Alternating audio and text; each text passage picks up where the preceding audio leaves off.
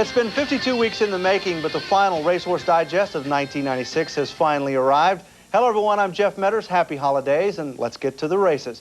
Starting with the W.L. McKnight at Calder Racetrack down in Miami. This one's on the grass and features two of the year's biggest turf stars, Meckie and Diplomatic Jet. The W.L. McKnight goes 1.5 miles on the turf with a purse of a guaranteed $150,000. It is Grade 2 and open to horses 3 and up. Here's the field with the final odds presented by Las Vegas. It's a series of long shots until we get to Diplomatic Jet, who notched 2 turf stakes this fall, the Early Times Classic and the Man of War, both at Belmont. Julie Crone will ride Lassigny. The last time these two teamed up, they won the Grade 2 Jockey Club Handicap. And rounding out the field, Arlington Million winner Meckie. Now here's the call of the 25th running of the McKnight Handicap. And they're off in the W.L. McKnight Handicap. And on the outside, that's Dagda breaking sharply. To the inside, Marcy's Ensign moves up. Between horses, Fabulous Frolic with Diplomatic Jet. Then it's a length back to Satellite Nielski moving up. On the hedge, that's Return the Crown. Then toward the outside, it's Identity. Next comes Flitch. Further out, that's Jet Freighter. Meckie is next. Then toward the inside, it's Lassigny with Nash Terrace. They move around the turn for the first time. On the inside, that's Marcy's Ensign with Fabulous Frolic on the outside. Now Fabulous Frolic gets a length lead. They come to the top of the stretch for the first time. With the lead, Fabulous Frolic by 1.5 lengths. Marcy's Ensign toward the inside. On the outside, that's Dagda. Then it's a length back.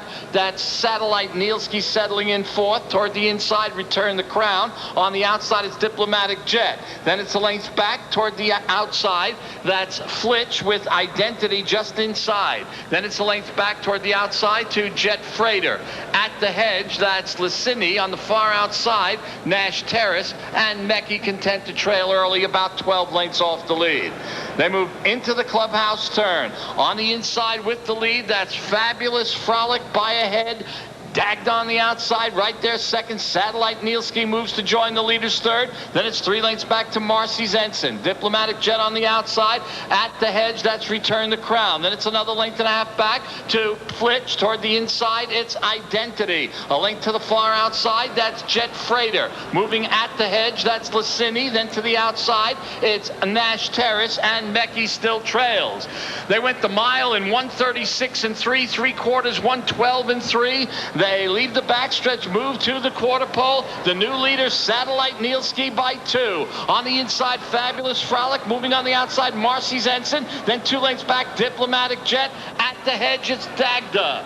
They're at the top of the stretch now. They've got Satellite Nielski to catch. Jose Ferrar sets him down for the drive. Marcy's Ensign outside of him. 2 lengths back down the middle of the course. Diplomatic Jet comes on. They come toward the 8th pole. Diplomatic Jet on the outside, moving strongly. The Turf Championship is on the line if he gets up in time. Here's the wire. It's going to be Diplomatic Jet. He takes the W.L. McKnight. Marcy's Ensign a game second, close for the show.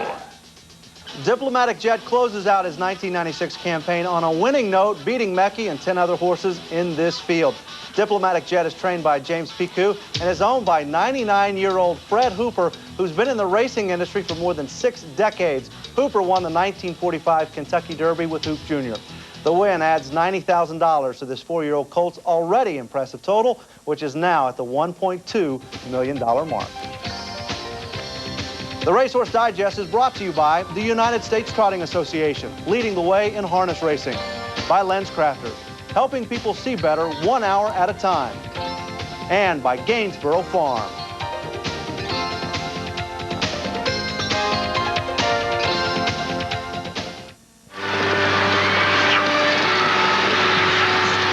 A 1/4 mile between Cigar and a perfect season.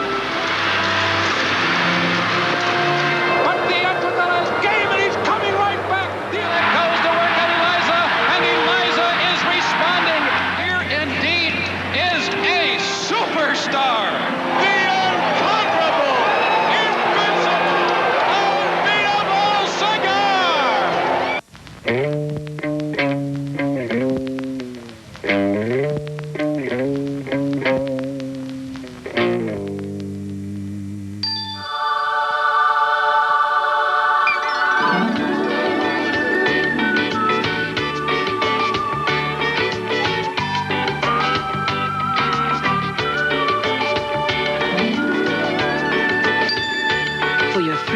a travel guide, call 1-800-VISIT-VA.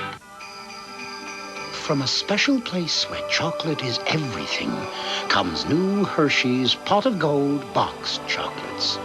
A place where clusters of almonds, caramels, and pecans are nestled in beds of chocolate, and cups of milk chocolate dance with toasted coconut.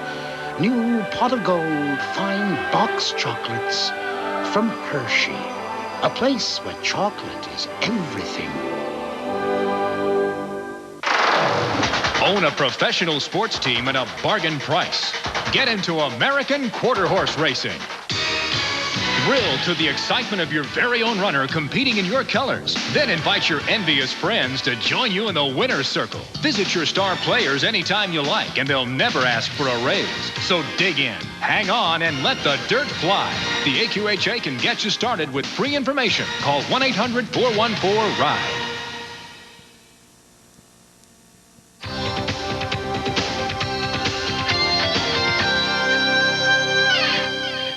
If you caught our America's Horse coverage Sunday night on ESPN2, then you know what a big weekend this was in American quarter horse racing. World titles were on the line at Los Alamitos. Tom Dawson has the story.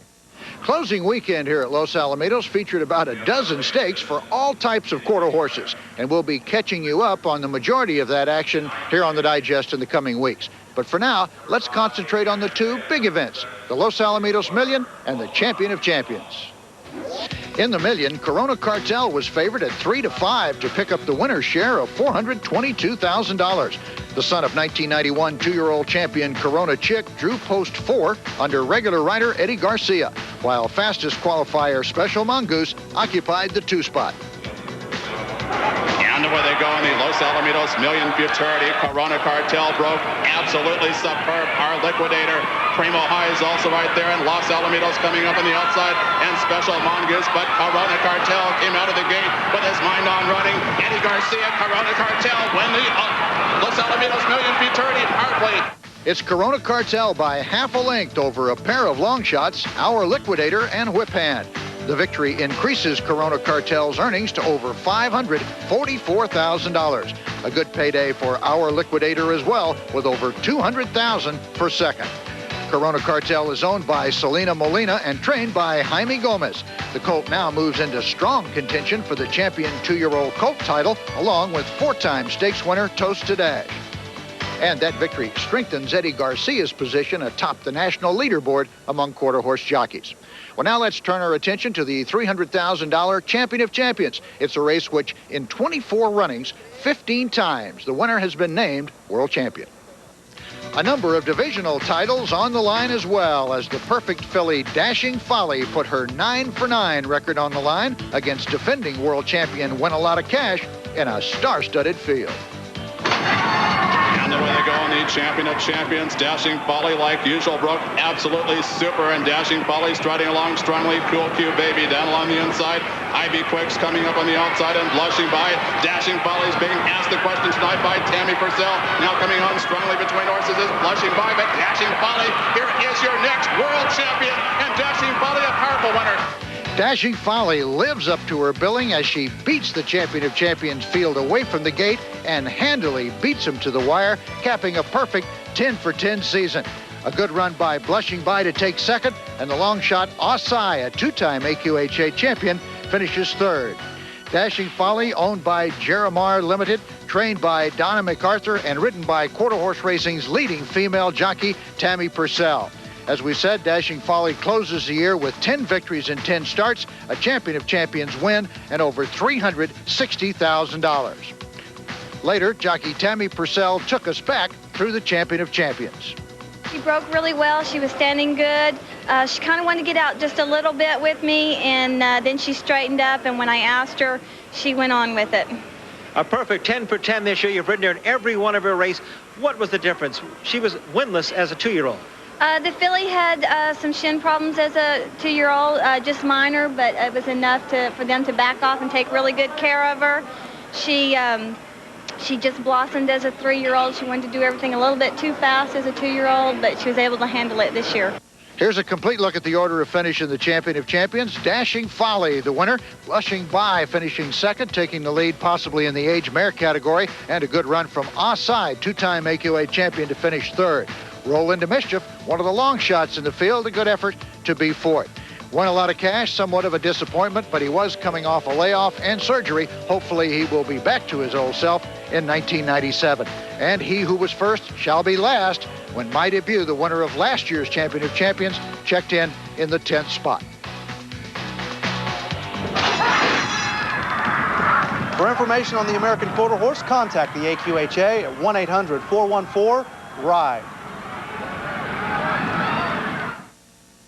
Midwest Auto Credit Help has joined with our lenders to make an incredible holiday offer. Right now, take advantage of on-the-spot approval and put no money down on a pre-owned car, truck, or van during our huge holiday credit help sale. That's right, we've made special arrangements to make this no money down offer good throughout the holidays, from now through January 6, 1997. Just call 1-800-850-CREDIT or see our huge ad in this week's post for details. That's Midwest Auto Credit Help's no money down holiday credit help sale. Your chance to get a new car just in time for the holidays.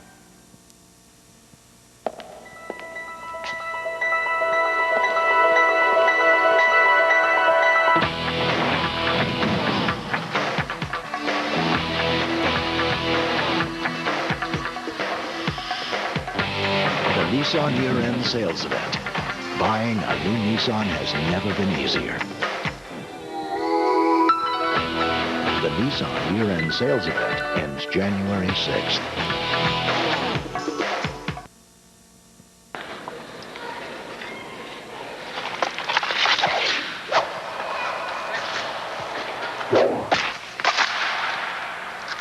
A little too much curve? Yeah.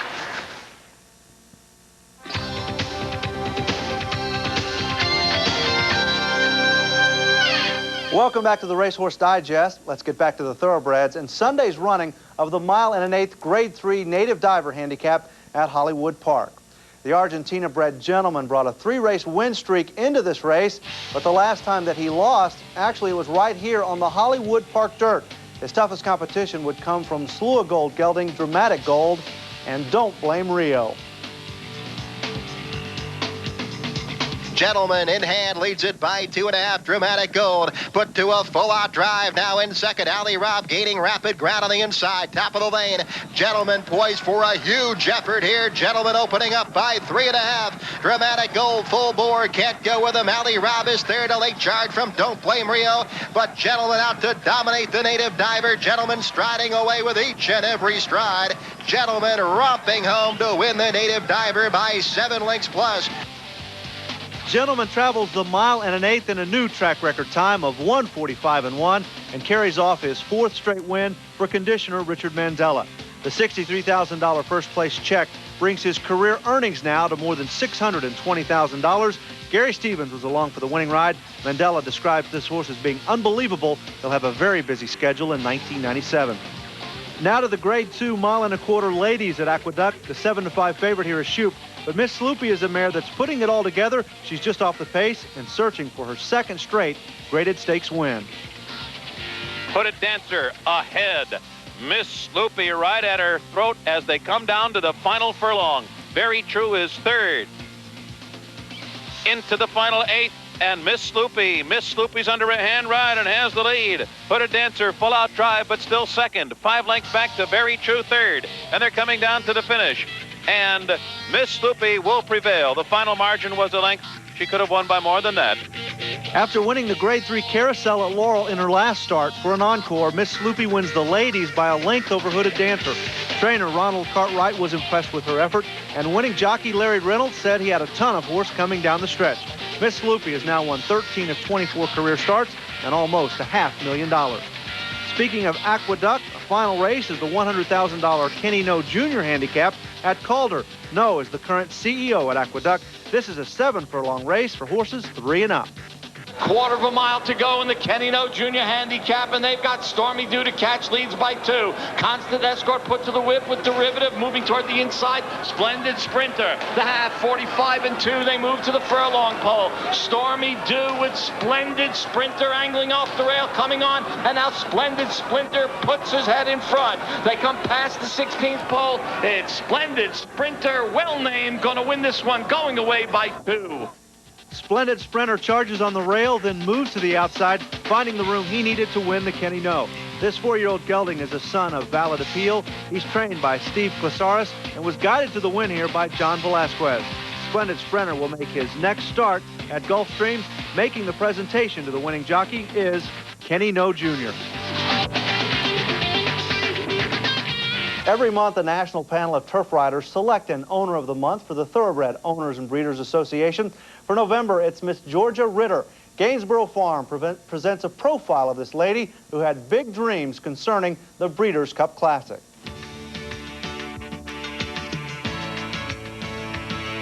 Cigar, the heart of a champion, trying to get him. It's Alphabet Soup. Cigar on the outside. Louis Couture's Alphabet Soup has scored a shocking upset. Well, I really didn't think he had done it.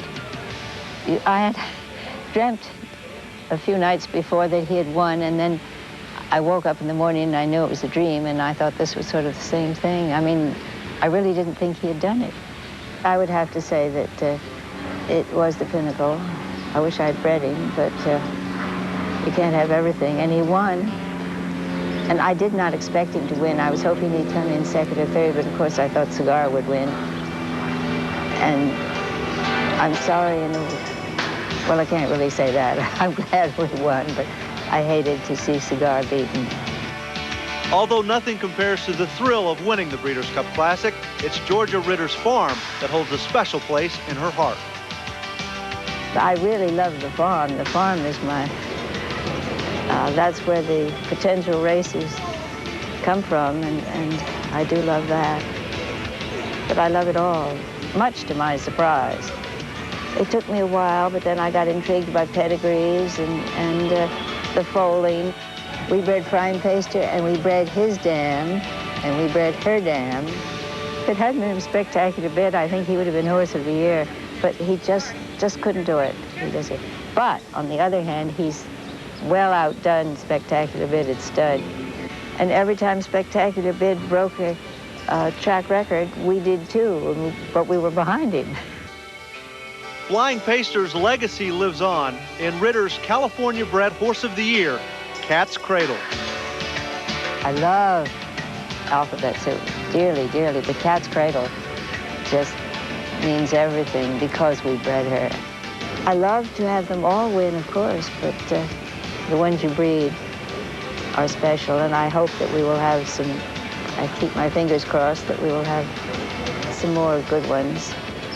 I think as just a pure money-making situation, it's very iffy, but you have to really, really love the horses. I did not want to do it when my husband went into it all those years ago. I was horrified. It was not my idea. But I could, of course, have gotten out after he died, but that was the last thing I had in mind at that point.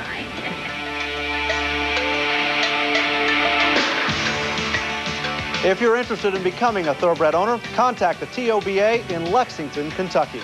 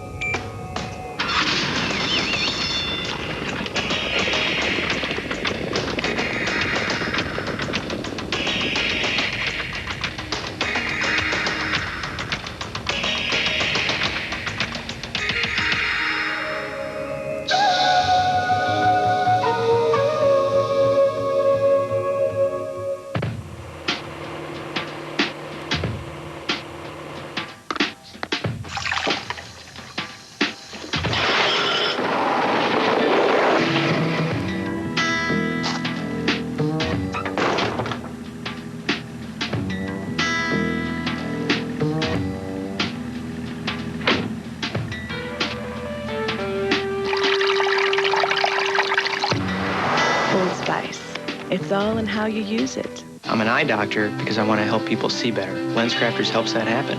I always provide a thorough eye exam. I've got all the right technology. I can check for glaucoma, cataracts, and with LensCrafters' 1-hour service, I get to see my patients in their new glasses right away. Take care of the patient. You're trying to make them happy and to have them come back. That means that they trust me with their eyes. You can't ask for any more than that. LensCrafters, helping people see better 1 hour at a time. Many insurance programs accepted. Don't let your annual benefits expire.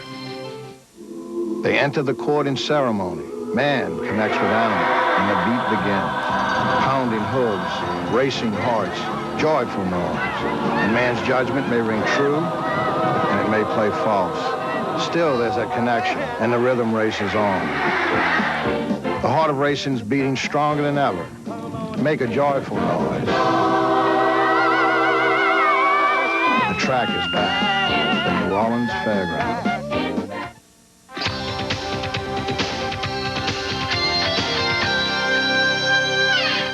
It was a memorable year on the harness track, and as always, a few special horses stand out. For more, here's Dave Johnson. Although a number of divisional leaders had outstanding campaigns, the 1996 Harness Horse of the Year figured to be a 2-horse race between sophomore trotting queen Continental Victory and the sensational 4-year-old pacer Jenna's Beach Boy. But when the final votes were tallied, well, the race just wasn't that close. For the second straight year, a 3-year-old trotting filly beat the boys on and off the track as Continental Victory outbowled Jenna's Beach Boy 144-36 to take top honors in the U.S. Harness Riders Poll. And what a deserving champion she is. Her 152 1/5 triumph here in the first heat of the Cadillac Hambletonian equaled Mac Lobel's world record for a 3-year-old. Her earnings of more than $1.1 million led all standardbreds. And of her 9 wins on the season, 6 came against colts, including the Hambletonian, Yonkers Trot, and World Trotting Derby. The Continental Victory Stable was also named Owner of the Year, and Brittany Farms was named Breeder of the Year. Malvern Burrows' Malabar Man was named 2-year-old Colt Trotter of the Year in a runaway. The Cadillac Breeders' Crown was one of his 13 wins on the season, and he earned a division high of $464,000. In the 2-year-old filly trot race, Cadillac Breeders' Crown winner Armbro Prowess won a tight vote over Vernon Blue Chip and Gramola. Owned by Robert Rosenheim of Connecticut, she won 5 of 10 starts for a division-leading $430,000. Thanks to Malabar Man and Armbro Prowess, Jim Tactor was named the Glenn Garnsey Trainer of the Year for the first time. Running C made a late but successful run for the 3-year-old Colt Trotter title. His win here in the Kentucky Futurity was one of 5 stakes victories on the season. He banked more than $686,000 for the DDH Racing Stable of Florida. The older Trotter of the Year is the consistent, impeccable Image, who won 11 times this year, including here in the Freehold Invitational, and finished in the money in 20 out of 26 starts. He won $327,000. Last year's Harness Horse of the Year is this season's Mare Trotter of the Year. The great CRK Susie made just 2 U.S. starts due to injury, but her unbelievable triumph here in the Breeders' Crown was enough to give her another championship for Carl and Rod Allen. Jenna's Beach Boy captured Pacer of the Year and Older Pacer of the Year honors for Lee and Linda DeVisser of Michigan. He won 9 of 14 starts this year, and an incredible 7 of those were won in 150 or faster, the most in harness history. This triumph in the Driscoll Series final at the Meadowlands is the fastest race mile ever recorded. 1 minute, 47 3/5. The Big Dog was named the top dog in the 2-year-old Colt Pacer division after winning 8 of 13 starts and $648,000 for John Leahy and Jane Cummins. His biggest win of the season came here at Garden State in the Governor's Cup. The 2-year-old filly Pacer of the Year is owner Jeffrey Snyder's Michelle's Jackpot, who led her division with $548,000 in earnings, a good chunk of that coming here in the 3 Diamonds Pace at Garden State. The green-goggled pacer, Hot Lead, won the $1 million Meadowlands Pace in July, and after an illness cut short his campaign, that win and his early season domination was more than enough to get him the 3-year-old Colt Pacer title for White Birch Farm, and it helped driver George Brennan garner the Harness Riders Rising Star of the Year award. The Peter Pan stable's sensational Mystical Maddie enjoyed one of the greatest seasons ever for a 3-year-old pacing filly, winning 19 of 21 starts, including here in the Mistletoe Chalet at the Meadowlands, and she was a near unanimous choice for divisional honors. Lee and Linda DeVisser grabbed another title with She's a Great Lady, who romped here in the Cadillac Breeders' Crown at the Meadowlands and romped in the vote for Pacing Mare of the Year as well. She led her rivals with earnings of more than $300,000.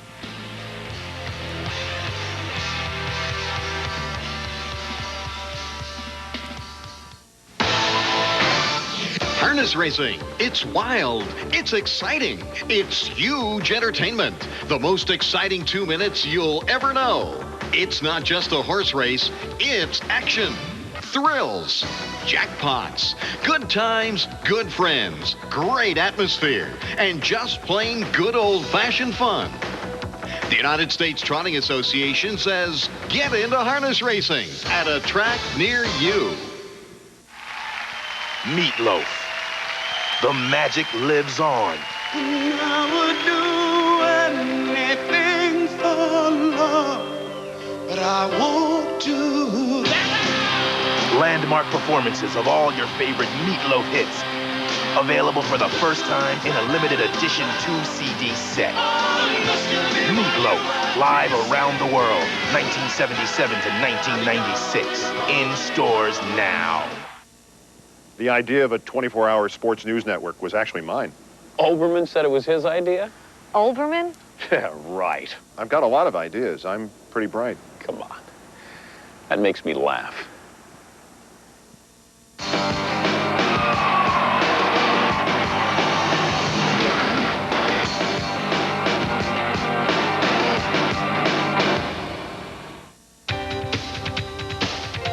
The Racehorse Digest is brought to you by the American Quarter Horse Association, serving the American quarter horse racing industry and America's horse, and by Brookside Farms.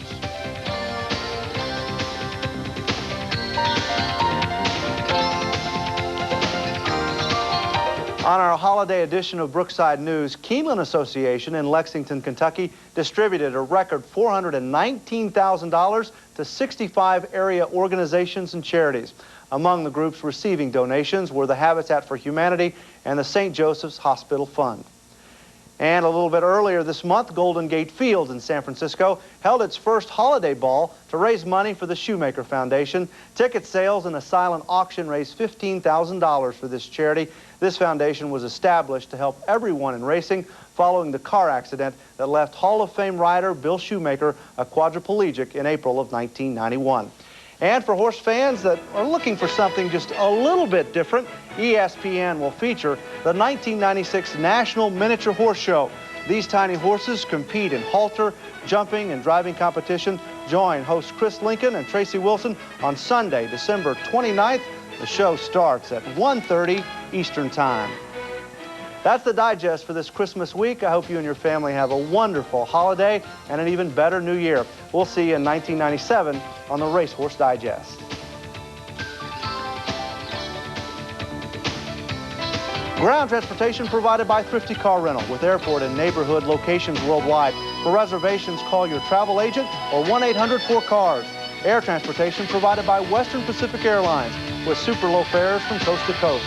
This winter, take Westpac to the max. Mountain Air Express with direct flights to the finest Colorado ski resorts. This has been a presentation of ESPN, the worldwide leader in sports.